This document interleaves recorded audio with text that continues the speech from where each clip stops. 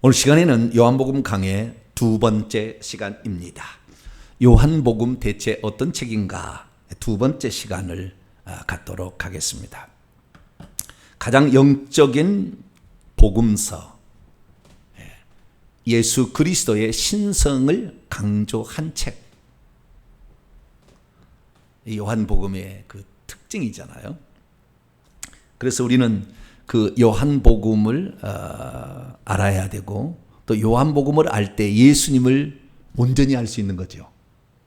공간복음서는 인간이셨던 예수 그리스도의 측면을 얘기하고 있다고 한다면, 요한복음은 신이신 주 하나님이신 예수 그리스도에 대해서 가르쳐주기 때문에, 그래서 우리가 복음서를 읽었다 그러면 보통 마태복음 얘기를 하는데, 마태복음과 더불어서 우리는 요한복음, 마가복음, 누가복음은 뭐 비슷비슷하지 않습니까?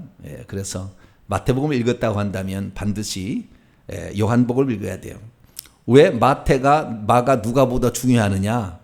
마태복음 맨 앞장에 있잖아요, 그죠? 성경책을 하나님이 그 배열할 때도 순서를 아무래도 뭔가 관련이 있지 않겠습니까? 특별히 마태, 마가, 누가 가운데 마태복음만 천국이라는 단어를 써요. 마가복음, 누가복음, 요한복음에 단 한 번도 천국이라는 말이 안 나옵니다. 그 뒤로도 단 한 번 안 나오고, 디모데후서 4장 18절에 하늘들에 속한 왕국이라고 해서 천국이라고 안 나오고, 그런데 우리 한글에는 천국이라고 돼 있지만 천국이라는 말은 마태복음 위에는 안 나온다고요. 그러니 얼마나 마태복음 우리가 잘 봐야 되겠어요. 왜?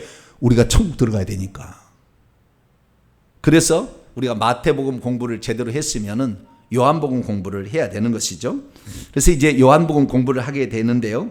지난 시간에 요한복음이 왜 기록되어 있는가, 그 다음에 그 기록될 수밖에 없었던 배경에 관한 이야기를 하다가 한 시간이 훌쩍 가버렸어요. 그래서 오늘 요한복음 시간에, 오늘은 이제 구조까지 한다고 제가 지난 시간에 얘기했었는데 구제를 못했어요. 요한복음이 어떻게 편성되어 있는가, 21장에 어떤 구조로 이렇게 요한복음이 되어 있는가를 이렇게 살펴보는 거죠. 그래서 오늘은 요한복음 구조를 살피는 한 시간이 될 텐데, 요한복음 구조, 오늘 한 시간을 이제 설교를 듣게 되면은 요한복음이 훤히 이렇게 눈이 이렇게 들어올 거예요. 이렇게 저기 드론을 띄워가지고 제가 쫙 이렇게 보여줄 거예요.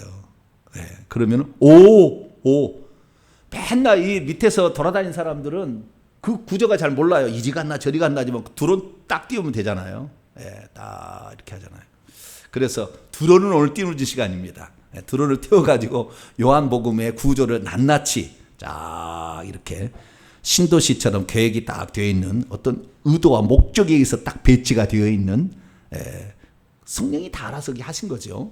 그래서 그런 것들을 살펴봄으로써 우리가 앞으로 요한복음을 이해하는 아주 중요한 그 줄거리를 공부하는 그런 시간이 될 수 있기를 바랍니다.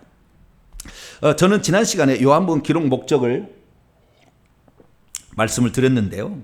잠깐 읽고 넘어가도록 합니다. 자, 요한복음을 왜 썼는가? 그 쓴 사람의, 저자의 목적을 우리가 알아야 요한복음을 제대로 이해할 수 있겠죠. 자, 요한복음 20장 31절. 요한복음 20장 31절. 원래 요한복음은 20장으로 끝났었을 것 같아요. 그 끝나는 그 이유를 쓰고 있거든요. 자, 30절에서 31절까지 읽습니다. 시작. 예수께서 제자들 앞에서 이적에 기록되지 아니한 다른 표적도 많이 행하셨으나 오직 이것을 기록함은 너희로 예수께서 하나님의 아들 그리스도이심을 믿게 하려 함이요, 또 너희로 믿고 그 이름을 힘입어 생명을 얻게 하려 함이니라. 아멘. 크게 두 가지는 거죠. 하나는 믿게 하기 위함이요, 하나는 얻게 하기 위함인데, 원문을 보게 되면 믿고 있게 하기 위함이고요, 얻게 하기 위함입니다. 믿고 있게라는 것은 지금 믿을 수 없는 어떤 형편이 된 거예요. 믿고 있는데 그것을 부인하거나 안 믿으려고 하는 사람이 생긴 거예요. 그래서 예수님이 하나님의 아들이시고 그리스도이심을 믿게 하기 위해서 이걸 썼다는 거예요. 그러니까 이것은 이미 믿고 있는 사람들을 대상으로 상당히 많이 쓴 거고, 물론 믿지 않는 사람들이 이걸 읽고 믿을 수도 있어요. 그렇죠? 근데 그것은 뭐 한 20% 된다고 한다면 한 80%는 믿고 있는데 지금 문제가 생긴 겁니다. 그래서 안 믿으려고 하는 거예요. 부인하려고 하는 거예요. 나는 안 믿겠다 하려는 사람이 생긴 겁니다. 또한 안 믿을 수 있는 어떠한 미혹이 생겨가지고 가짜인가 봐 이렇게 지금 위험한 상황이 생긴 거예요. 그래서 이것을 사도 요한이라고 추정되는 이 인물이 여기 보면은 예수님의 사랑하시는 제자가 썼다고 그래요. 그래서 좀 이따 저자 문제도 다 얘기하겠습니다만은 그 아마 예수 그리스도 품에 의지했던 자는 사도 요한이기 때문에 사도 요한이 확률이 99.99% 되지만 나 요한이라고 하지 않았어요. 요한계시록은 나 요한이라고 하지만 그러나 나 요한이라고 하지 않았으니까 예수님의 사랑하시던 제자 그 제자가 이걸 썼는데요. 그때 당시에 이거 언제 썼느냐 이거잖아요. 언제 썼느냐. 그래서 우리가 이게 언제 썼는 거 누가 썼고 누구에게 썼느냐 기본적인 아우트라인을 오늘 좀 배우고 그 다음에 구조 이 1장부터 21장까지의 구조가 딱 두 동강으로 딱 날 수가 있는데 이 구조에 대해서 오늘 좀 공부를 해보도록 합니다. 자, 그러면 지난 시간에 제가 간단히 이걸 말씀을 드렸어요. 지난 시간에는 하나님의 아들이고 하나님의 아들이란 말은 하나님을 대신하는 용어라고 그랬어요. 예수님이 하나님이시고 뿐만 아니라 그리스도이심. 그리스도인은 그리스도라는 것은 구약에 약속된 자라는 거예요. 구약에 약속된 메시아. 우리를 구원하러 오신 그분에 대한 의미고 하나님의 아들이라는 것은 하나님이라는 거예요. 그냥 하나님이 우리를 구원하러 오신 거예요. 이것이 하나님의 아들 그리스도임을 믿게 하라는 겁니다. 하나님이 우리를 구원하러 오셨다는 것을 믿도록 하기 위함이다. 이것이 첫 번째 목적이니까 우리가 그래서 요한복음을 읽을 때 예수님이 하나님으로 보여져야 되는 거예요. 읽혀져야 되는 거죠. 읽을 때. 만약에 이 요한복음을 읽었는데 여기도 하나님, 여기도 하나님, 여기도 하나님 그럼 잘 읽은 거예요. 여기도 하나님이구나. 하나님이 지금 이렇게 말씀하셨구나. 1장 1절부터 태초에 말씀이 계시냐 이 말씀이 하나님과 함께 계시지 이 말씀은 곧 하나님이시라. 말씀이 육신에 우리 가운데 거하심에 우리가 그 영광을 보니 아버지의 독생자의 영광이요 은혜와 진리가 충만하더라. 아버지의 품속에 있는 독생자, 아버지의 품속에 있는 독생하신 하나님이 나타내셨느니라. 그래서 우리는 이 말씀이 예수님이고 이 예수님이 하나님이시구나 라는 걸 처음부터 알아요. 그렇죠? 그래서 제가 이 요한복음은 다른 복음서하고 달리 연역적 구조를 가지고 있다. 처음에 이거다라고 딱 선언하고 그 다음에 그것이 무엇인지를 7가지 표적과 7가지 자기 계시, 나는 뭐라는 계시를 통해서 말해주고 있다. 제가 그렇게 지난 시간에 요한복음 구조의 특징을 얘기했지 않습니까? 그래서 우리가 요한복음을 읽게 될 때는 예수님이 누군지를 계속해서 묻고 가야 되는 겁니다. 여기서 예수님이 누군가? 예수님이 하나님이라는 거예요. 그래서 하나님이 예수님으로 어떻게 일하셨는가? 이걸 계속해서 묻고 가야 이 요한복음을 제대로 읽은 거죠. 그 다음에 영생을 얻는다고 했지 않습니까? 그분의 이름을 힘입어 원문은 그분의 이름 안에서 생명을 얻게 하려 합니다. 그래서 생명이라는 주제가 아주 처음부터 끝까지 쫙 깔렸어요. 쫙 깔렸습니다. 특히 예수님께서 요한복음 6장부터 15장까지 나는 무엇이다 에고 에임이라는 하나님이 자기 선언이에요. 나는 뭐다 라는 그 선언이 나오는데 그 선언은 전부 다 생명이라는 포인트에 다 붙여. 첫 번째가 생명이 떡으로 시작하거든요. 그 다음에 마지막에 두 번째는 그 길이요 진리요 생명이라고. 그 다음에 마지막 7번째는 포도나무 얘기하거든요. 포도나무도 생명이 붙어 있어야 열매 맺는다. 전부 처음부터까지 생명이라는 것을 아주 강조해요. 그래서 이 말씀 안에 생명이 있었으니 이 생명은 사람들의 빛이라. 생명의 물, 생수. 그래서 사마리아 여인도 생수 얘기하잖아요.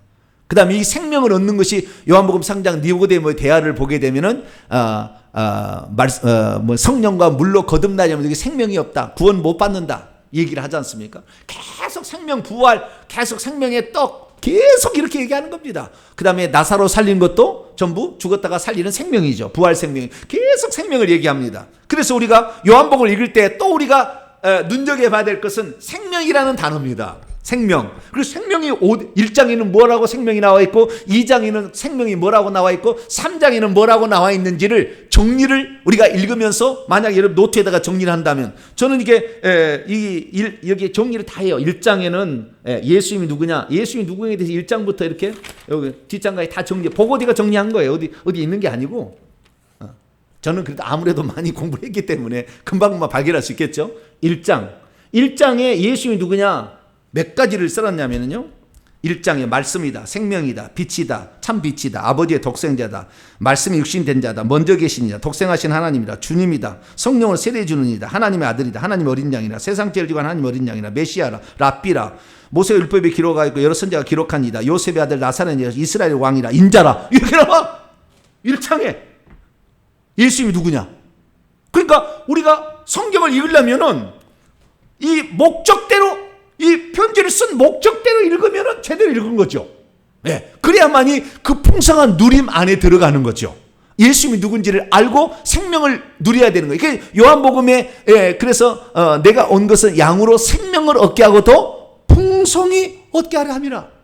우리 풍성히 얻으려고 예수님이 땅에 왔다는데 그 생명을 풍성히 얻으려면 예수님이 누군지를 알아야죠. 그래서 그 예수님이 가게 되면 죽은 자도 그냥 살아나는 것이고 생명의 은혜니까. 눈먼 자, 요한복음 9장에 눈먼 자가 눈을 뜨는 거죠. 생명이 가니까. 베데스다 목가, 요한복음 5장에 베데스다 목가에 이 38년 된 족병자가 생명이 가니까 병든자가 낫는 거죠. 뭐 생명이 가는데 뭐 능력이 있으니까. 그래서 이 성경의 특히 요한복음에서는 생명이라는 이 단어, 헬라어는 조에라는 단어인데요, 이 조에라는 이 단어에 주목을 하면서 우리가 읽어야 된다라는 말씀을 지난 시간에 말씀을 드렸습니다. 그래서 우리가 요한복음을 기록한 목적대로 성경을 읽자라는 말씀을 드렸고, 그러면 왜 하나님의 아들 그리스도인들이 막 미혹받고 흔들리게 했느냐? 그 두 가지 이유 있다 했어요. 하나는 유대교에서 예수 믿는 사람들하고 이제 결별이 된 거예요. 그것은 AD 70년에 그 70년 전까지는 유대인들 속에서 기독교인들이 함께 생활했습니다. 회당 예배도 가고, 우리가 사도행전 3장 읽어보면은 기도하러 가잖아요. 베드로와 요한이. 그러다가 나가면서 못 걷는 자가 있잖아요. 그 기도하러 가다가 그 성전에 다 기도하러 갔다고요, 다. 그러니까 옛날에는 같이 생활했어요. AD 70년 전까지는 유대인이나 그다음에 예수 믿는 사람이나 같이 유대인으로서 이렇게 생활했던 거죠. 그런데 AD 68년경에 그 로마의 장군이 이 예루살렘을 치러 왔다가 왕이 되기 위해서 가버리고 그의 아들 디도 장군에게 맡겨주고 가거든요. 그때 잠시 풉니다. 잠시 풀어줘요. 그때 마태복음 24장에 나와 있는 것처럼, 또 누가복음 21장에 나와 있는 것처럼, 너희 성이 예루살렘이 군대에 에워싸여 있는 것을 보고든 빨리 도망하라, 빨리 도망하라, 이런 말이 나와요. 주님께서 하신 거죠. 그래서 그 말을 기억해서 이 기독교인들이 예루살렘을 빠져나갑니다. 그리고 펠라라는 지역으로 가가지고 이게 피난을 갑니다. 그때 유대인들의 마음속에 비겁한 놈들, 도망자들이라는, 이제 우리는 그때 예수 믿는 사람들은 예수의 말씀에 따라 순종이 움직였지만, 유대인들은 뭐예요? 저것들 지만 살겠다고 도망치는 놈들, 이렇게 된 거죠, 이제. 그래서 그때부터 시선이 약간 삐딱하니 이제 유대인들에게 이제 이렇게 된 거예요. 이렇게 가다가 결국에 AD 90년에 얌리아라는 지중해 연안에 욥바 근방인데요. 그 얌리아라는 데가 있어요. 그 얌리아라는 데에서 유대인들이 모입니다. AD 70년에 나라가 완전히 망해버렸어요. 성전 다 파괴버렸습니다. 다 죽었습니다. 그래가지고 어떤 랍비 하나가 로마 황제에게 그 청원해가지고 살려달라 이렇게 해가지고 학교만 이렇게 살려달라 해가지고 결국에 공부를 갖추게 돼서 그때부터 이제는 말씀의 종교로 유대교가 거듭나게 되는데, 그때 AD 90년에 무슨 결정을 했냐면은 사내들인 공회가 모여가지고 이런 결정을 내립니다. 나사렛파 이단들은, 그러니까 기도문에 18개 기도문 가운데 하나의 기도문을 1억을 집어넣는 거예요. 나사렛파 이단들은 순간에 망할지어다. 그들을 생명책에서 지워 의인과 함께 섞이지 말게 하소서. 라는 것을 18개 매일 회당에 모이면 기도를 하는 18개 기도 가운데 하나가 거기 들어가요. 그래서 나사렛 이당들은 순간에 망할지어다 그들을 생명책에서 지우셔서 의인과 함께 섞이지 말게 하소서라는 말을 매일 하는 거예요. 그러니까 그 얘기를 하니까 만약 예수 믿는 사람들이 거기에 들어서 기도를 할 수 있어요, 없어요? 못 하겠죠. 이제는 회당에 못 들어가는 거잖아요. 그리고 그 나사렛파 이단들일 것 같으면 뱁새 눈을 뜨고 저거 혹시 아니야? 왜? 그 기도 시간에 기도 안 하더라. 이 주둥아리를 보니까 죄송합니다. 그 기도 시간에 기도를 안 하더라. 그래서 늘 이렇게 보니까 이제는 만약에 그 계속 유대 공동체에 속해 있다가 떨어져 나가려고 하니까 이제 완전히 그 왕따 당하는 거 아닙니까? 그게 두려운 거예요. 여러분들 핍박 당하는 거에 두려우면 예수 못 믿습니다. 진리를 추구하려면 좁은 길 가야 돼요. 그냥 넓은 길이 아니라고요. 다른 사람들이 다 용납해주고 그게 아닙니다. 진리 길은 쉽지는 않아요. 그런데 그런 핍박들이 유대교의 핍박이 있었기 때문에 결국에 그것을 그래서 흔들린 거죠. 예수님이 내가 계속 믿어야 될 것인가. 그때 이 책을 딱 써가지고 야, 예수님이 하나님이야. 우리가 믿고 있었던 유일한 하나님. 그것을 설명해 주려고 쓴 것이고 이분이 바로 우리가 그토록 우리 유대인들이 그토록 기다리는 메시아야. 그것을 더 확실하게 알려주기 위하여. 그래야만이 생명이 계속 남아있으니까. 만약에 믿음을 거부해버린다면 죽을 때 성령이 떠나버리니까. 그래서 그 생명을 유지할 수 있도록 이렇게 한 것이고요. 뿐만 아니라 미혹하는 것이 있었죠. 반대파도 있었어요. 예수님이 하나님이 아니라 예수님은 하나님뿐이지 인간은 아니었다고 또 하는 부류가 있었던 거예요. 그러니까 하나님이라는 것은 긍정적인데 예수님이 또한 인간이시잖아요. 예수님 인간이시기 때문에 요한복음 4장에 보면 행로에 고나여 지쳐가지고 그 수가성 여인 만나잖아요. 네, 예수님이. 그 다음에 요한복음 11장 35절 보면은 눈물을 흘리시라. 누가요?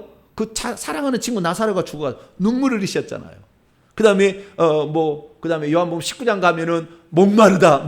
목마르 인간이니까 눈물도 흘리고 목마르고 피곤도 하고 그 다음에 피도 흘리고 죽고 이건 인간이다. 그래서 요한복음에는 인간이라는 말을 많이 집어넣었어요. 피곤하다는 말을 요한복음밖에 안 나와. 예수님도 뭐 했다고요? 피곤했다니까요. 예수님도 인간이니까. 그것은 뭐냐면은 예수님을 인간으로 안 보려는 사람들이 있었던 게 초기 영지주의자인데 그런 사람들은 예수님 인간으로 안 보는 거예요. 그냥 예수라는 사람 속에 그리스도가 왔다가 세례 받을 때 왔다가 죽기 전에 떠나버렸다. 이런 식으로 해가지고 인간을 안 보려고 해. 신적 존재로만 보려고 하는 거예요. 그래서 그런 자들에게 예수님이 인간으로서 우리를 위해서 하나님 사람 되신 것이고 우리를 위해서 피 흘려 죽으셨다는 것을 얘기하기 위해서 또 이 요한복음을 썼기 때문에 인간적인 측면에도 인성 측면에도 많이 나오는 거예요. 안 나오는 게 아니에요. 그러나 대화 속에 그 다음에 그분의 사건 속에 예수님의 신성을 많이 넣어놨다는 거죠. 그래서 우리가 이 요한복음을 그렇게 봐야 된다는 것을 우리가 들었습니다. 자, 그러면은 요한복음은 누가 썼을까요?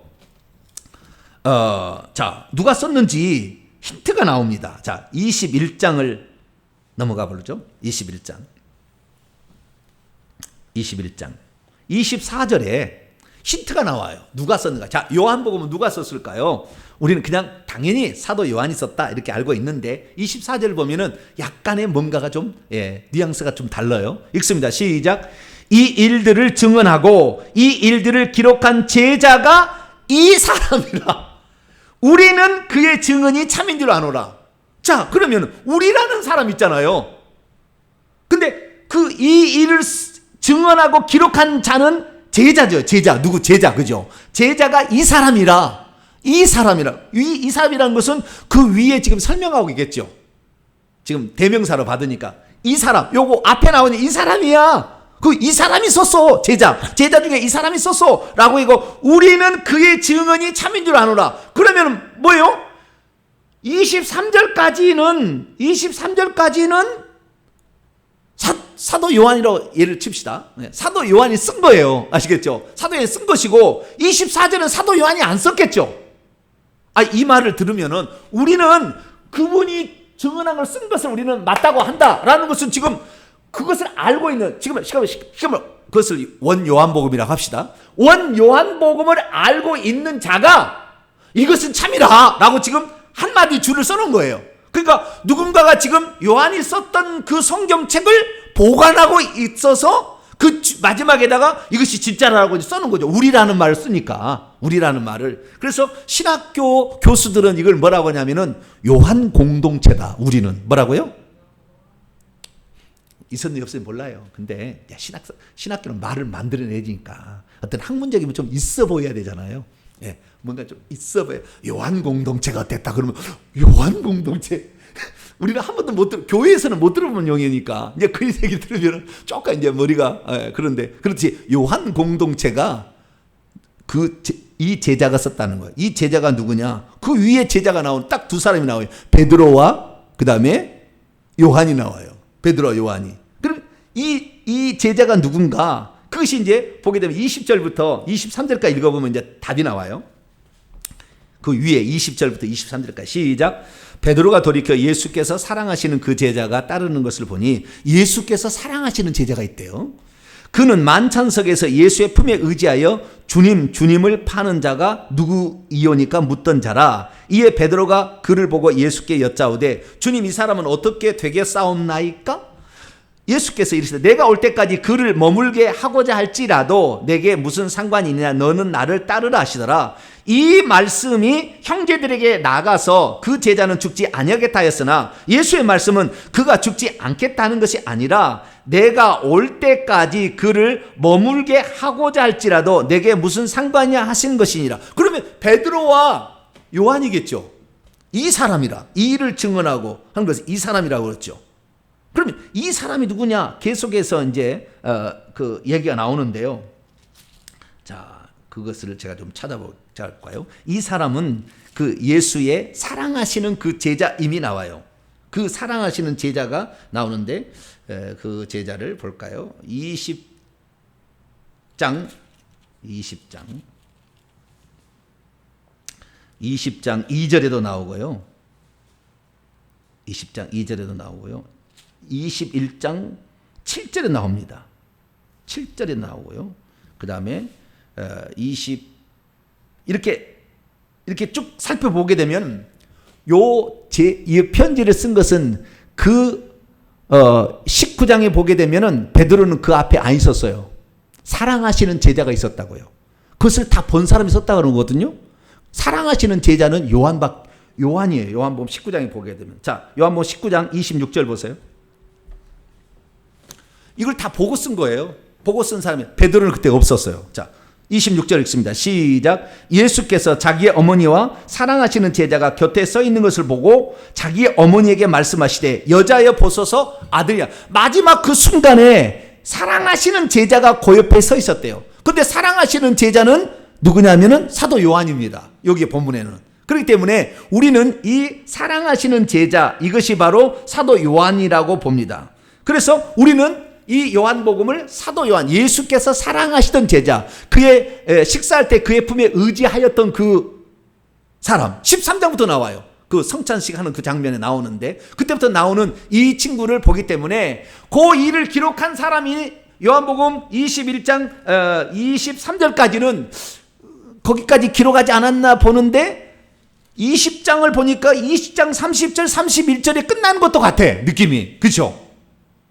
이것을 기록하면 이런 목적을 써놨으니까. 그리고 끝낸 것 같아. 그러니까 결론이 두 번 나오는 거예요. 20장이 한번 끝나고 21장이 한번 끝나는데 그래서 20장 31절까지 사도 요한이 썼다라는 말도 있고 21장 23절까지 사도 요한이 쓰고 24절 25절은 이제 우리라는 사람, 그걸 가지고 있는 원 요한복음을 가지고 있는 우리라는 사람이 썼을 가능성이 있죠. 근데 어쨌든 23, 25절 말씀을 통해서 우리는 알 수 있는 것은 구약의 신명기에서 그 모세가 죽잖아요. 근데 모세 죽은 것을 자기가 죽기 전에 써놓고 죽었을까요? 그건 아니겠죠. 그 뒤에 보면 누군가 썼겠죠. 여호수아는 누군가가 썼겠죠. 그렇지만은 신명기를 여호수아가 썼다고 그러지 여호수아의 제자가 썼다 이렇게 얘기하지 않습니까? 아니, 여호수아는 모세가 썼다고 그러지 모세가 제자 안 썼다는 마찬가지로. 그래서 요한복음은 사도 요한이 쓴 확률이 99.99%예요. 마지막에 줄 하나 추가한 누군가 있긴 있었으나, 예. 그래서 우리는 이것을 요한이 썼다 또는 요한 공동체가 썼다라는 말은 이제 신학자 하는 얘기고 요한이 썼을 거라고 우리가 알 수가 있는 것이고요. 그 다음에 요한복음은 그럼 누구에게 썼느냐? 이미 믿고 있는 사람들이 흔들리기 때문에 쓴 거잖아요. 그죠? 이미 믿고 있는 사람이 흔들려서 쓴 거예요. 그러면 이미 믿고 있는 사람들이면은 이들이 그리스도인임에는 불명해요. 그러면 이들이 유대인이면서 그리스도인이었느냐, 이방인이었으면서 그리스도인이었느냐는 이제 물음을 던져봐야 되겠죠. 근데 요한복음 1장을 열어봐봐요. 요한복음 1장을 열어봐요. 자, 1장 41절을 한번 봅시다. 요한복음 1장 41절을 봅시다. 시작. 그가 먼저 자기의 형제 시몬을 찾아 말하되 우리가 메시아를 만났다고. 메시아를 번역하면 그리스도라. 이 말이 무슨 말입니까? 메시아란 말은 히브리어예요. 그리스도란 말은 그리스어입니다. 그런데 우리가 메시아를 만났다라는 말을 해주면 알아들을 수 없는 지금 사람이요. 그러니까 번역을 해줘야 돼. 메시아는 그리스도란 뜻이다. 그러니까 결국에 이 말은 헬라어를 지금 쓰고 있는 그리스도인이에요. 헬라어를 쓰고 있는, 히브리어를 잘 안 쓰는, 히브리어를 안 쓰고 있고 헬라어를 쓰고 있는데 히브리어적인 용어가 나오면 못 알아들으니까 메시아는 그리스도다, 랍비는 선생님이다, 이렇게 설명을 해줄 필요가 있었던 거예요. 아시겠죠? 그러니까 그리스도를 쓰고 있는 믿는 그리스도인이니까 이거 유대인이어서도 될 수가 있는 것은 뭐냐면 본토인이 아닌 이방 지역에서 태어나서 헬라어만 사용하고 있는 유대인도 있을 수 있잖아요. 그런 사람도 될 수 있지만 대부분은 다 이방인이었으나 그럴 확률이 더 많은. 그런데 유대인 그리스도인이었다 딱 못 받기 어려운. 그래서 이 요한복음은 그래서요 헬라어를 구사하는 어떤 사람인데 이 사람이 헬라어만 사용하는 저 흩어진 유대인이었냐 아니면 본토백이 히브리파 유대인은 아닌 거예요. 한마디로 그걸 제야 나머진 것 같아요. 히브리파 유대, 히브리어를 쓰는 본토백이 유대인이 아닌 저 멀리 있는. 그러면 이게 어디서 썼느냐? 이 어디서 썼는지는 안 나와요. 여기에 안 나오는데 초대 교부들의 기록들을 쭉 이렇게 살펴보니까요. 초대 기록을 살펴보니까 에베소에서 사도 요한이 쓴 거예요. 언제? 도미시안 황제 때, 핍박일 때. 이것이 정황으로 다 나와요. 다른 책들과 이런 게 나옵니다. 그래서 우리 여기 나오지 않지만 도미시안 황제가 81년에서 96년까지 살았던 사람인데 그 어간에 쓴 거예요. 그 도미시안 황제 어간에. 그래서 우리는 이것을 90에서 95년경에 썼을까라고 추정합니다. 그리고 이방인 지역인 에베소에서. 왜 에베소냐? 에베소에 가면 사도 요한의 무덤이 있고 그 다음에 마리아의 무덤이 있어요. 왜? 마리아를 네 어머니다 모셔라고 그랬잖아요. 예수님이 자기 동생 야고보도 있고 4명의 남동생이 있고 유돔이 2명 이상의 여동생이 있었는데도 안 맡겼잖아요. 그래서 그 에베소에 가니까 사도 요한이 무덤이 있고 그 다음에 마리아의 무덤이 있으니까 거기서 여러 가지 정황들을 또 보게 되면 그래서 AD 90년에서 95년 사이에 에베소에서 이방 지역에 살고 있는 헬라어를 쓰고 있는 그리스도인에게 쓴 거예요. 아시겠죠? 정리가 되죠? 그렇게 썼다라고 이제 우리가 정리할 수가 있겠습니다. 자, 그러면 요한복음은 우리가 특별히 많은 이렇게 주목해서 봐야 될 몇 가지 사항이 있는데요. 그건 뭐냐면 우리가 예수님이 공생애를 3년 이렇게 살았다고 하잖아요. 3년 반을 살았다고 그러잖아요. 그 3년 반을 살았는지를 마태, 마가, 누가복음은 알 수가 없어요. 예수님이 딱 한 번 성전 청결하잖아요. 들어가서 호산나 입성해가지고 그리고 성전 청결하잖아요. 그리고 죽잖아요. 그리고 딱 나와 있어요. 그러니까 유월절을 지키러 단 한 번 나왔다. 이제 유월절을 지키러 2-3번 나왔다는 말이 안 나와요. 마태, 마가, 누가는 아무 읽어봐도. 그러니까 유월절 딱 한 번 나와. 그러니까 6월절에 한 번인데 우리가 예수님이 공생애를 3년 반을 살았다고 우리가 여기게 된 이유는 요한복음 때문에 그러는 거예요.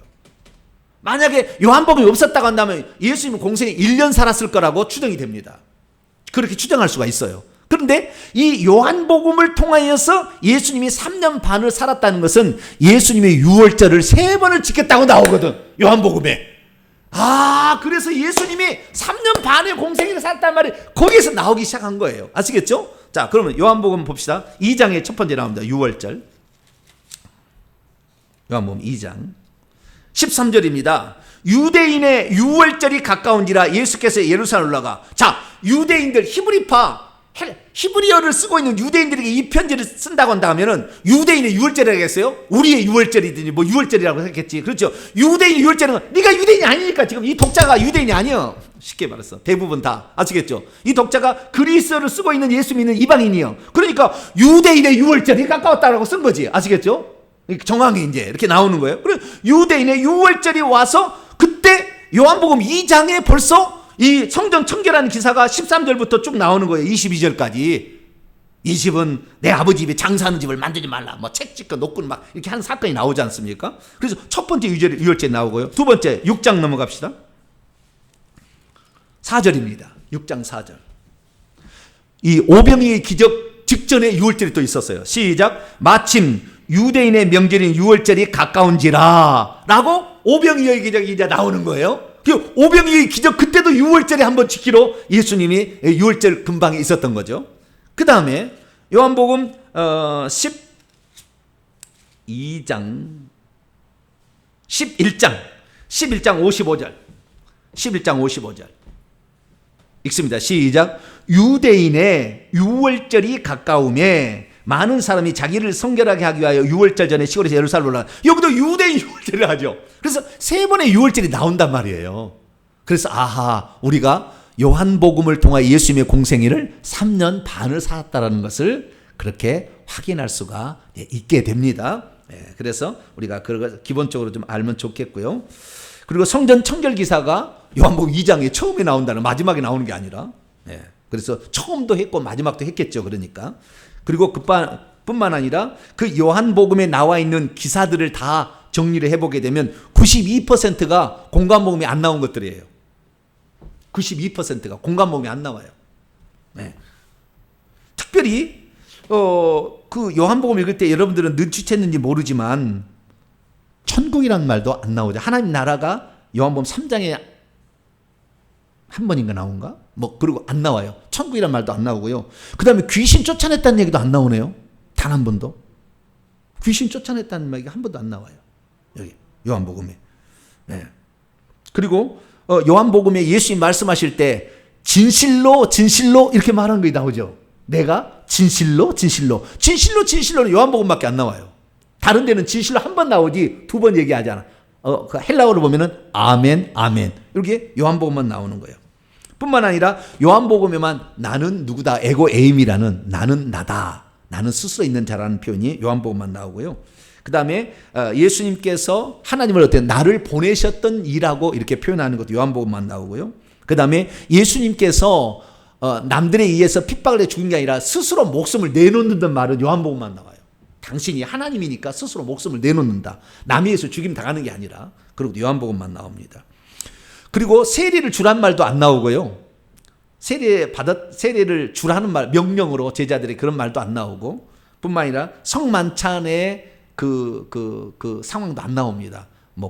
떡을 떼서 그 다음에 포도주를 주고 이런 장면도 안 나와요. 그래서 좀 특이한 표현입니다. 왜 그러느냐? 사도 요한이 이 편지를 쓸 때 이미 알고 있는 사실은 다 빼버리고 없는 것, 특히 예수님이 누군지를 알려주는 중요한 사건과 그 다음에 예수님이 누군지를 말해주는 그 사건은 요한복음에서는 전부 표적이라고 합니다. 다른 데에서는 기적이라고 하는데 요한복음은 이 첫 표적을 갈릴리 가나에서 첫 표적이라고 합니다. 세메이온, 미러클이 아니고 사인이죠. 사인. 그래서 이런 표적이 나오는데 7가지 표적이 나오고 뿐만 아니라 나는 누구라라고 얘기하는 것은 요한복음만 나와요. 그래서 예수님이 누군지는 표적과 그 다음에 나는 무엇이다라는 그 표현을 통해서 예수님이 누군지를 표현해주고 있다라고 해도 과언이 아닙니다. 그러니까 요한복음을 읽을 때 7가지 표적을 우리가 중심적으로 읽어서 예수님이 누군지를 발견할 수가 있고, 나는 누구다라는 표현을 통해서 예수님이 누구다는 것을 발견하는 것이 상당히 요한복음을 읽을 때 잘 읽은 거예요.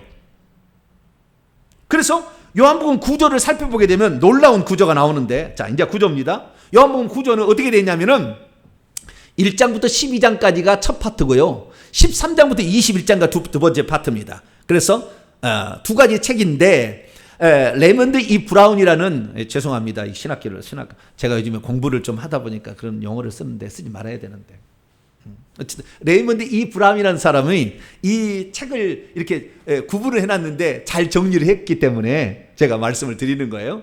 그분은 요한복음을 1장부터 12장까지는 표적의 책이라고 합니다. 뭐라고요? 표적의 책이라고 정리해서, 와, 참 똑똑해요. 똑똑해. 천주교 신부인데도 똑똑합니다. 1장부터 12장까지는 표적의 책이다. 13장부터 21장까지는 영광의 책이다. 예수님이 이제 영광스럽게 되는 과정을 얘기해 준다라는 거예요. 어떤 사람은, 레이먼드 E. 브라운을 아는 사람은 1장부터 12장까지는 표적의 책이다. 13장부터 21장까지는 십자가의 책이다. 예수님 죽기 위해서. 13장이 예수님이 내일 돌아가시는데 하루 전날 밤 세족식 한 것부터 요한복음 13장에 나오거든요. 이게 요한복음 13장, 13, 14, 15, 16, 17장까지 그 마가다락방에서 일어난 사건을 5장을 얘기를 하고 있다. 5장을 얘기하고 있다. 하루 만에, 하루도 안 되죠.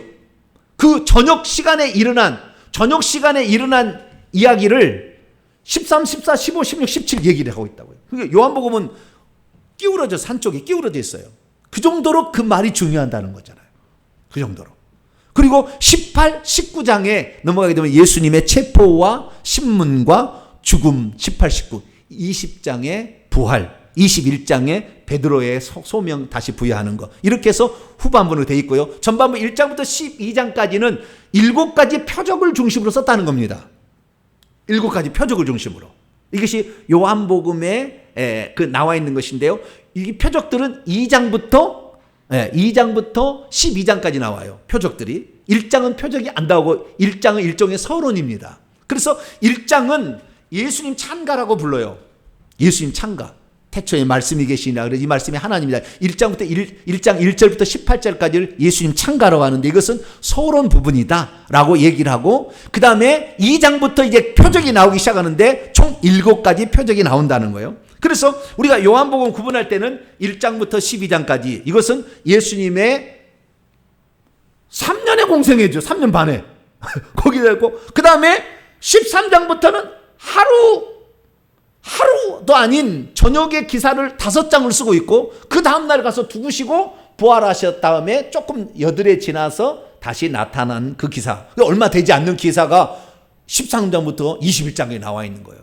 그래서 우리는 예수 그리스도께서 그때 하신 말씀을 어느 누구가 다 기억하겠어요? 우리는 어제 얘기했던 거 우리 못 기억합니다. 어제 남편하고 얘기했던 거, 저녁에 얘기했던 거 하면 그대로 써보라고 보면 그대로 쓸 사람 없어요. 아무도. 그러면 어떻게 사도 요한이 이걸 기록했을까? 많은 사람들이, 신학자들은 뭐라 하냐, 편집했다는 거예요. 편집. 누군가가 이렇게 보태가지고 추가하고 뭐 해가지고 편집했다는 거예요. 하나님의 말씀을 편집하도록 하나님이 놔둘까요? 엉뚱한 이야기를 그렇게. 그러니까 여러분, 신학교는 안 가는 게 좋아요. 안 가는 게 좋아요. 편집을 했다는 게 아니고, 여러분, 성령께서 정확하게 그 음성을 내 딱 들려주게 되면 이 영감을 받은 자는, 이 쓴 자는요, 그게 다 그대로 다시 생각이 나요. 이건 성령의 특별한 은총입니다. 이 말 한마디, 단어 한마디, 뭡니까? 주어, 복수, 그 다음에 미완료, 이거 다 의미가 다 있어요. 근데 그것을 누가 편집했어요? 불가능한 이야기. 불가능한 이야기. 철저하게 이것은 성령께서 우리를 깨우치기 위하여 계산된 방식으로 다 얘기를 해준 거예요. 그래서 우리는 이것을 잘 알 수가 있다는 거죠. 자, 그러면은 이 1장부터 12장을 우리가 이해할 때는 표적을 통해서 예수님이 누구고, 표적을 통해서 영생을 계속 소유하는 방법이 나오는 것이고, 그 다음에 13장부터는 예수님의 그 말씀 속에 어마어마한 진리가 들어있는 거죠. 그리고 꼭 드려야 되는 거니까 그걸 저기 기록하는 거 아닙니까? 그때 하는 말을 하나도 빠뜨림없이 다 기록을 해버린 거 아니에요? 그러니까 어마어마한 걸 우리가 기억하고 있는 거죠. 이 사도 요한 얘기하지 않습니까? 이걸 다 만약 기록하는데 이 세상을 2개기도 부족할 거다. 저녁 그 시간에 일어난 것도 5장을 기록해 놨는데 어마어마한 내용이 있겠죠. 근데 그 내용은 꼭 알아야 되니까 예수님께서 사도 요한에게 그때 에베소에 있을 때 너는 지금부터 그때 장면을 내가 환상으로 보여줄 거다. 영화를 찍으면 그래요. 지금부터 환상을 다시 보여줄 테니까 그때 하는 말을 듣고 써라. 참 제가요 다른 사람의 그 강의를 제가 노트를 할 때가 있거든요. 여기다가 이렇게 강의를 듣고 노트를 얘기해요. 제가 노트를 잘하는 사람이에요. 그래서 국어 국문학을 했는지 모르지만 듣고 요약을 잘해요 제가. 근데 요약을 잘하는데도 어떨 때는요 토시 하나 안 틀리고 그걸 쓰려고 하면 못 쓰겠어요. 그래서 영상을 보다도 중단을 시켜. 그리고 써. 다시 또 보다가 중단을 시켜. 이걸 계속 못 써. 계속 요약하는 것은 듣고 이렇게 요약이 되지만 토시 하나 안 틀리게 쓴다는 것은 불가능한 얘기예요. 이것은 성령의 100% 역사입니다. 이건 인간의 능력 불가능한 거예요. 그때 무슨 녹음기에 있었던 거 아니고 주님 잠깐요 아직 덜 썼어요. 그리고 쓴 것도 아니잖아요. 예? 주님이 계속 말씀 환상을 보여줬겠지. 환상이 중간에다가 말하다가 다 썼니? 이렇게 하진 않았을 거 아니에요. 예. 그러니까 이건 생각나게 하시는, 그래서 보혜사 성령이 나오는 거예요. 내가 하는 말을 생각나게, 그 보혜사 성령이 딱 붙잡고 그래서 성령의 감동을 받아 말한 거다라는 것이 성경책이라는 말이 그래서 나온 거죠. 그래서 이러한 놀라운 그 은혜가 사도 요한에게 있어서 이걸 썼다는 것입니다. 자, 그러면 표적을 살펴보도록 하죠. 표적은 총 7가지 표적입니다. 첫째는 요한복음 2장에 물을 포도주로 만든 가나 혼인잔치의 표적입니다. 그 다음에 표적이 총 7가지가 나오는데 이 표적들은 무엇을 말하고 있느냐 하는 것은 예수님이 하나님이다. 옛날에는요 어떻게 생각했냐면은 가나 혼인잔치 예를 들어 봅니다. 가나 혼인 2장 나중에 강의를 다 할 거예요. 근데 2장 강의를 볼 때 가나 혼인잔치 하면은 예수님의 그 포도주가 예수님의 피 속죄를 상징하는 건데 지금 죽을 때가 안 됐는데 왜 포도주를 만들려고 합니까? 죽으라고 하십니까? 우리가 그런 식으로 이제 이해를 하잖아요. 틀린 거 아니에요. 그런 의미가 다 있으나 이 사건을 드론을 띄워가지고 딱 보면은 그 사건을 통해서 예수님이 하나님인 걸 증언하고 있다, 그렇게 봐야 된다고 말이에요.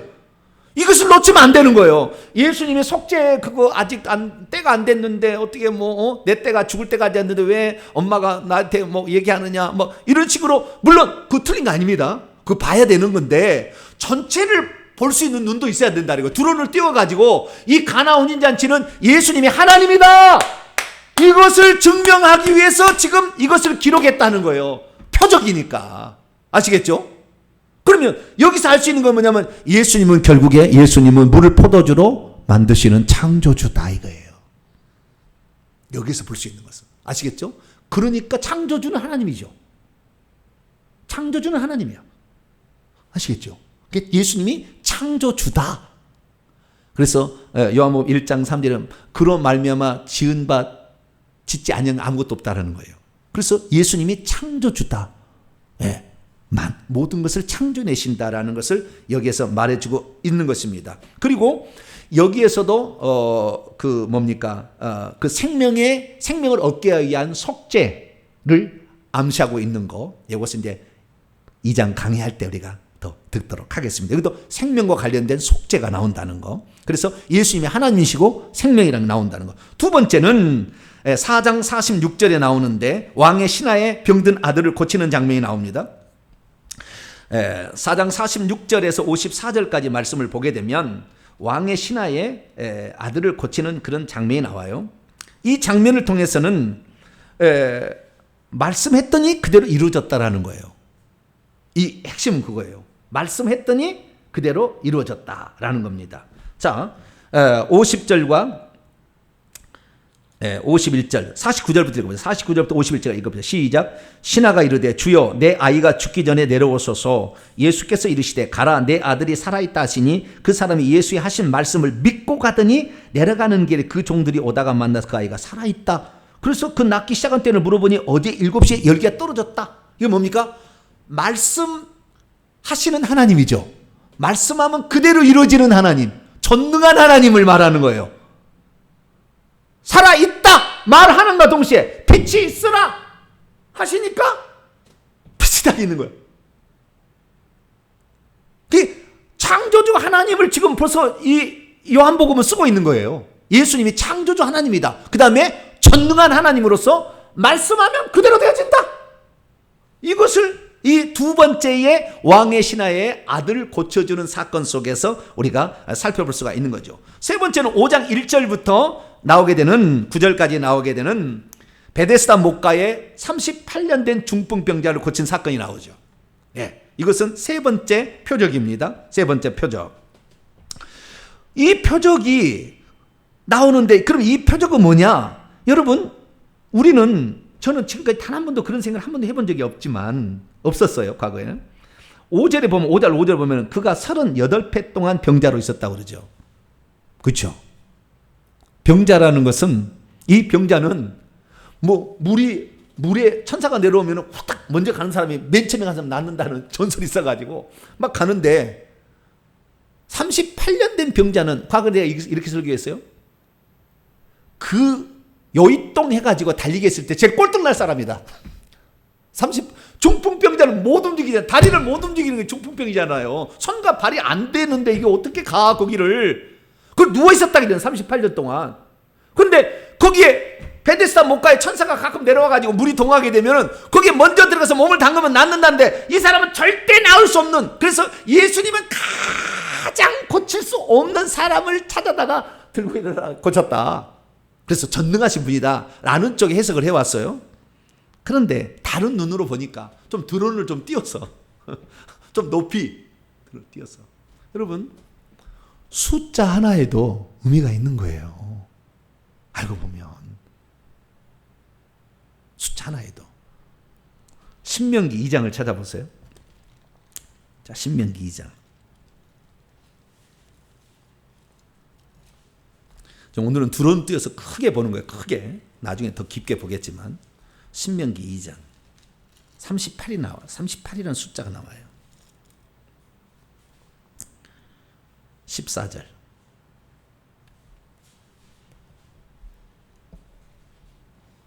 읽습니다. 시작. 가데스 바네아에서 떠나 세대 시내를 건너기까지 38년 동안이라. 이때는 그 시대의 모든 군인들이 여호와께서 그들에게 맹세하신 대로 진영 중에서 다 멸망하였나니. 가데스 바네아는 정탐꾼을 파송한 자리죠. 그래서 정탐꾼을 파송해서 가나안 땅에 도착하기까지 38년이 걸렸다는 거예요. 뺑뺑이 돌리는 기간이죠. 불순종한 사람들이 고통받는 기간이라고요. 죽어가는 기간이라고요. 거기에서는 애가 없어요. 여호수아 갈렙이라는 두 사람을 제외하고는 다 죽어가는 기간이에요. 절대 어떻게 할 수 없는, 그래서 인간의 완전한 그 무능한 상태에 빠져 있는, 그리고 하나님의 말씀은 반드시 이루어진다는 그 시간이 38년이에요. 그러니까 이건 하나님의 말씀하시면, 그 심판을 말씀하시면 그 심판에 완전히 빠질 수밖에 없는데, 그 하나님 말씀이 정확히 이루어지는데 전능자가 오셔서 그걸 고쳤다는 거 아니에요? 그래서 불가능한 것을 가능케 하시는 하나님이요. 이거는 불가능을 가능케 하시는 하나님. 절대 어떻게 안 되는 것을 되게 만드시는 그 하나님을 여기에서 설명하는 것이죠. 그래서 이 죄악 가운데 빠져 있는 인간을 주님만이 건져낼 수가 있다. 그 운명에서부터 절대 거기서 살아나올 수 없는, 다 죽어야 되는데 살아나올 수 없는 것을 주님이 가셔가지고 고쳐버렸다, 살게 해버렸다는 거예요. 그리고 여기도 생명이죠. 여기도 생명의 의미가 딱 들어갔지 않습니까? 그 다음에 네 번째는 6장 1절부터 15절까지 나오는 오병이어예요. 오병이어가 그 소년이 와가지고 오병이를 가져왔다는 것은 이 요한복음만 나와요.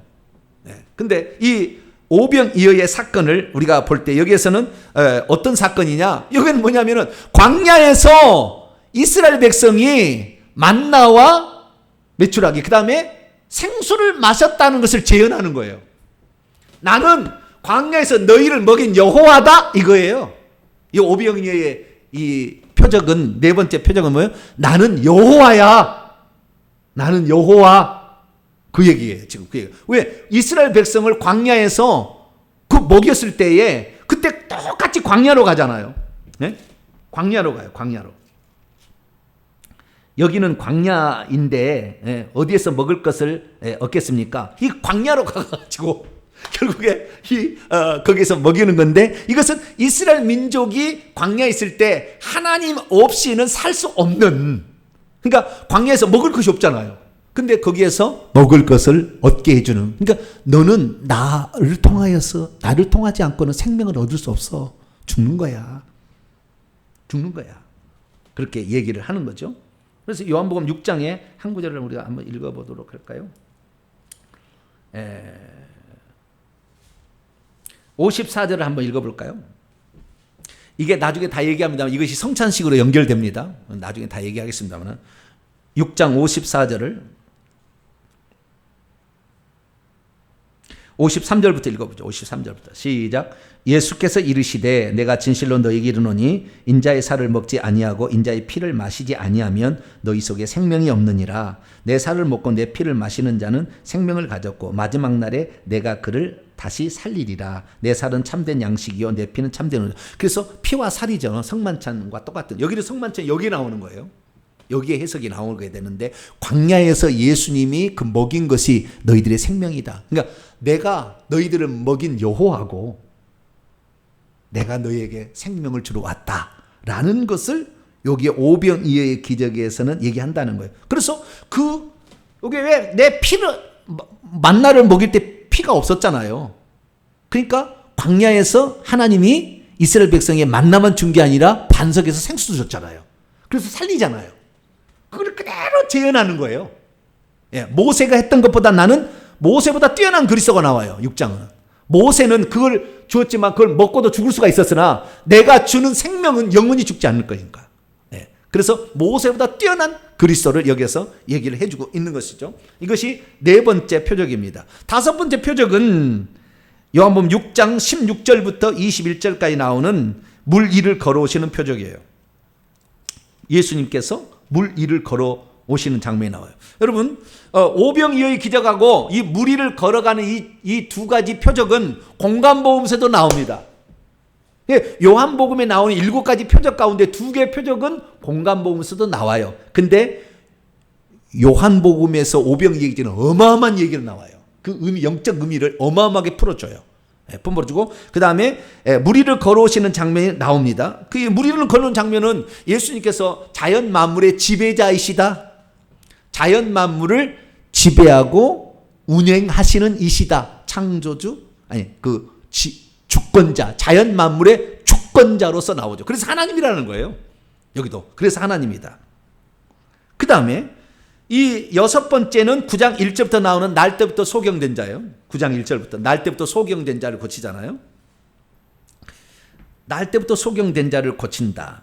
이것은 아주 중요한 의미가 있는데, 이건 7장부터 시작된 이야기입니다. 7장, 8장, 그것은 나중에 배우겠지만 초막절이라는 절기 가운데 가늠하다 현장에서 붙잡힌 여인이 초막절 절기 즐기러 왔다가 눈이 마주친 거예요. 그래서 가늠이 사건이 일어난 거예요. 그 다음에 9장에 그 초막절 때 불을 밝히는 것을 통해서 예수 그리스도께서 이제 내가 눈을 밝혀주러 왔다. 어두운 눈을 밝혀주러 왔다는 의미로 소경의 눈을 띄우는 것입니다. 자, 9장 3절부터 5절까지를 한번 읽어보죠. 9장 3절부터 5절 시작. 예수께서 대답하시되 이 사람이나 그 부모의 죄로 인한 것이 아니라 그에게서 하나님이 하시는 일을 나타내고자 하심이라. 때가 아직 낮음에 나를 보내신 이에 일을 우리가 해야 하리냐. 밤이 오리니 그때는 아무도 일할 수 없으리라. 내가 세상에 있는 동안은 세상의 빛이다. 여기 보면은요, 예수님은 영적으로 눈이 어두워진 눈을 뜨게 해주기 위해서 오신 빛이에요. 빛은 곧 하나님이잖아요. 예, 빛은 하나님인데 이 빛과 연결되어서 중요한, 눈을 뜨게 하는 것과 중요한 것이 두 가지 맞물린데, 첫째는 그냥 하나님이 빛이시다. 예수님이 그래서 빛이다. 예수님은 하나님이다. 라는 그런 의미로도 쓰였지만, 또 하나의 중요한 의미는, 여기 들어가기 전에 하나만 내가 생각날 때 잊어버리시니까, 요한복음에 있는 모든 기적들은 다 의미가 있어요. 공간봉쇄에서 기적은 고쳐지면 끝나버려, 가버려, 끝이요. 더 이상 없어. 고쳐졌다 끝나, 가버려. 이렇게 되는데, 요한복음은 하나만 사건을 해도 베데스다의 그 사건이 무슨 일인지 5장에서 쭉 설명해 줍니다. 이게 무슨 사건이었는지에 대해서. 그 다음에 이 맹인도 마찬가지입니다. 이 맹인이 그래서 전부 영적인 의미가 있다는 거예요. 예수님 병자 고치러 왔다는 얘기가 아니고 영적인 의미가 있다는 거예요. 그래서 일부러 그것을 예수님이 하셨다는 겁니다. 그러니까 맹인으로 태어나는 것이, 여러분 조상이 죄가 지어서 맹인으로 태어날 수가 아니라 얼마든지 태어날 수 있어요. 우리 지금 회계로 따진다고 한다면 부모의 죄는 아니지만 할머니 할아버지의 죄였을 거예요. 그 죄로 내려왔는데 그것을 쓰려고 한 게 아니라는 거예요. 이 요한복음의 목적은 그것을 통해서 예수님이 누군 것인지를 설명해 주려고 지금 이 사건을 하나님께서 일부러 만세를 계획했다가 만들었다는 거예요. 그러니까 이 사람에게서 우리가 받는 것은 그 사람이 부모의 죄가 없어서, 할아버지 죄가 왔을 거라니까요. 부모의 죄가 없어서 이 사람이 하나님이 하시고자 하는 일이 나타나는 게 아니라, 이 사건을 통해서 주님이 어떤 의도를 하는 거야. 내가 빛이다. 내가 하나님이다. 이것을 드러내기 위해서 내가 세상에 있는 동안에 세상의 빛이다 라는 걸 드러내고, 뿐만 아니라 예수님께서 그 요한복음 20장 31절에 예수께서 하나님의 아들 그리스도이심을 믿게 하자면 그렇잖아요. 그리스도이심을. 그래서 아까 오병이어의 기적도 구약에 나타나 있는 그 만나와 생수의 실현, 성취. 예, 그리스도는 그 성취자잖아요. 구원의 성취자잖아요. 여기도 마찬가지입니다. 자, 이사야 35장을 한번 열어볼까요? 이사야 35장을 성취하는 거예요. 그리스도다 이 말이에요. 그리스도다. 예, 그리스도다. 그것은 구약의 예언을 성취하는 것이다 라는 측면에서. 자, 이사야 35장 5절 6절.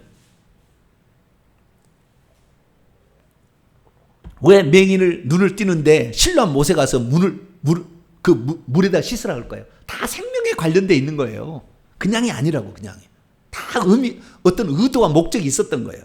자, 5절 6절 읽습니다. 시작. 그때 맹인의 눈이 밝을 것이며 못 듣는 사람의 귀가 열릴 것이며. 다 펴셨어요? 안 펴신 것 같은데. 대강 넘어가시려고 지금 말이야.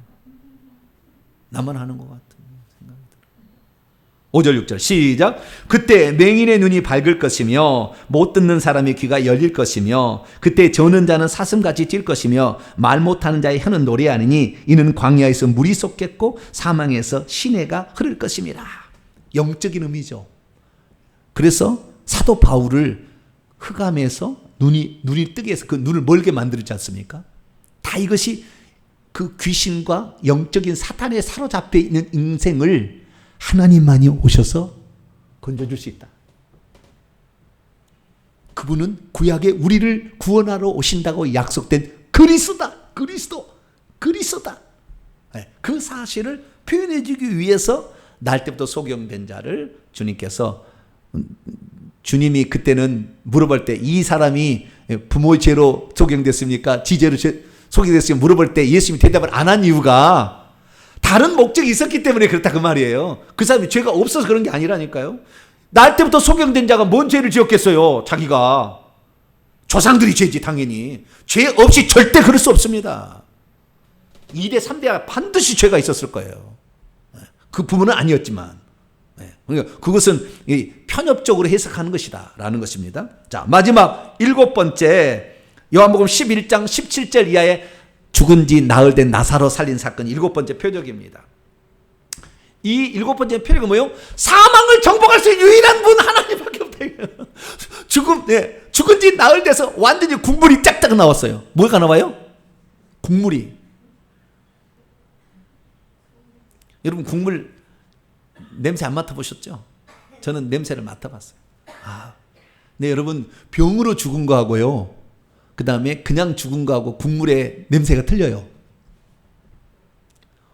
송장 썩는 애가 보통 냄새가 아니야. 근데 병으로 죽잖아요. 썩은 애가, 이것은 그냥 덜덜덜 떨려. 냄새를 맡으면.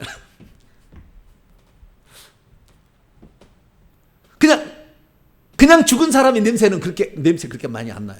근데 썩어서, 병들어 썩어서 부패가 되면은요. 근데 나사로가 병들었어요? 그냥 죽었어요?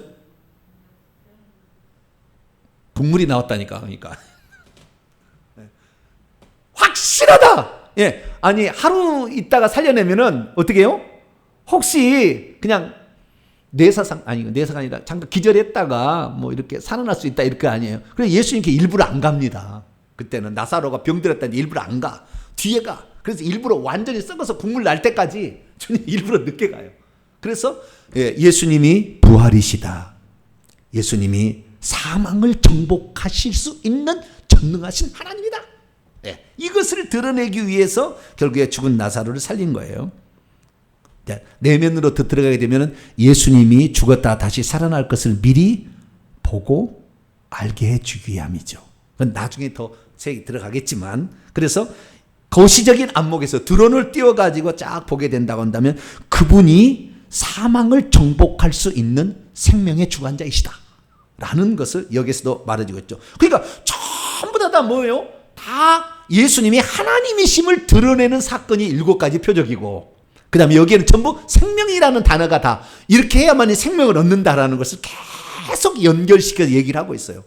오늘은 드론을 띄워서 큰 것만 봤기 때문에 구체적인 사건을 보지 않았지만, 이제 앞으로 요한복음 강에 계속 나가서 그 사건에 깊이 들어갈 겁니다. 그러면 와, 이 생명이 절절절 흐를 거예요. 거기에서는 뭐가 흘러요? 국물이 흐르는 게 아니고 생명이 절절절 흐르게 될 겁니다. 시간이 다 돼가지고 7가지 나는 뭐뭐라는 게 나와 있는데, 이걸 통해서도 예수님이 하나님이시고 생명의 주관자이시다라는 것을 얘기를 해야 되는데, 오늘 시간이 이제 더 지나가서 다음 주에 하도록 하겠습니다. 정리합니다. 자, 요한복음의 구조는 표적의 책과 영광의 책으로 12장까지 13장부터 20장까지 나눈다라는 거. 그 다음에 그 앞에 있는 1장부터 12장까지는 표적 7가지가 나온다. 1장은 그리스도의 창가고 2장부터 쭉 나오는데, 이게 바로 예수님이 하나님이고 그 다음에 예수님이 생명을 주신다. 생명이시다.